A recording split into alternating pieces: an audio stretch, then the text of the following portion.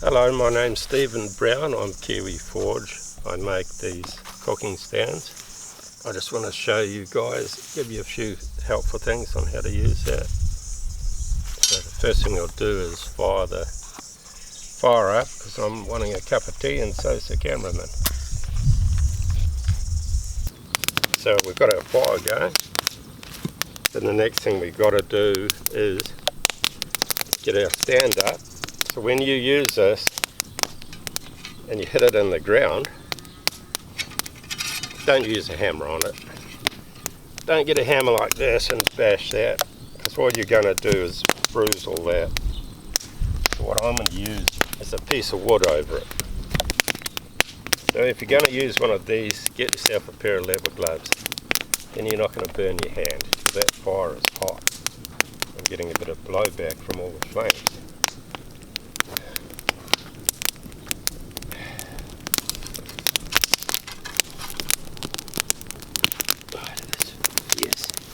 It is one fierce fire.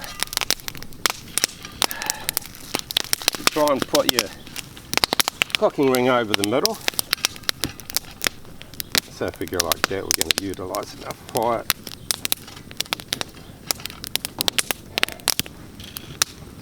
So what I'm going to do, wash it in a bit first by hand.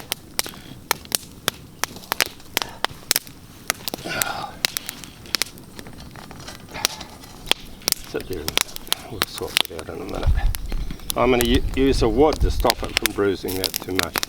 I try and keep the loop over there facing the fire, because we use that to hang the coffee on once it's boiled.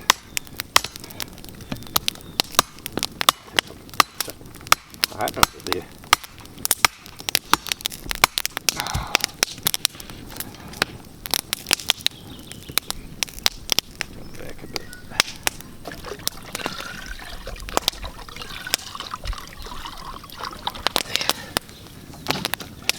Ooh, hot.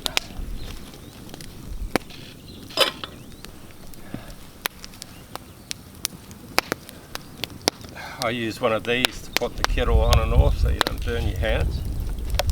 I make little things like this that are just to help. That way your hand's free, you're not going to get burnt.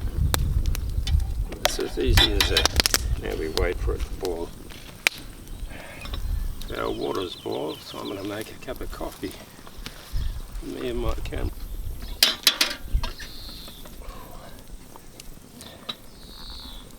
Man, that is so hot. Look at that. That is hot water.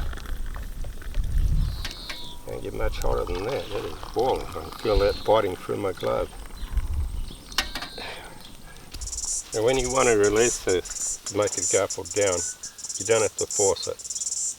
I took it along to my family, and the son-in-law was a bit in a rush and he pushed it down too hard and the whole lot all landed on the ground. So all you have to do is just put a little bit of pressure on the end. Whoop. Like that. And that drops it down. Good. And don't be in a hurry. Another thing people do when they're cooking is they're in a hurry to put it right down low on the coals. You don't need it. There's a lot of heat coming up.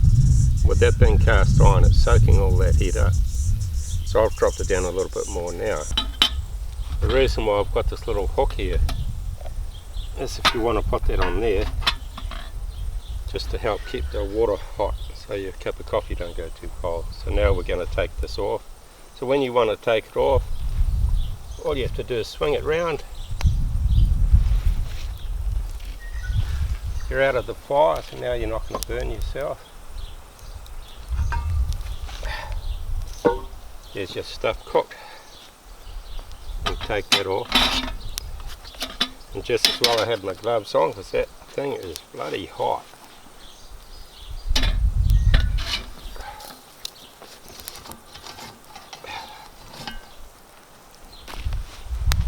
Just like that. So we're finished with the stand, so you can pull it out.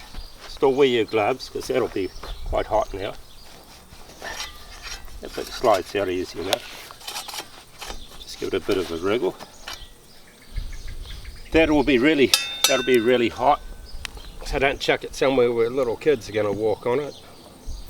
but you've got to look after it like you would a cast iron fry pan. See, that's making the grass sizzle. That's how hot that ring is. That's sizzling in the grass. So when it cools down a bit, just get a clean cloth, wipe all the soot and crap off it. Just get a bit of cooking oil, even your whatever you use for cooking, and rub it on. After you're finished with it, rub oil on it like you would a cast iron fry pan. It's going to last a lot longer. And the same with your pin. Just wipe the dirt off it, and then give it a rub with a bit of cooking oil, and you're done.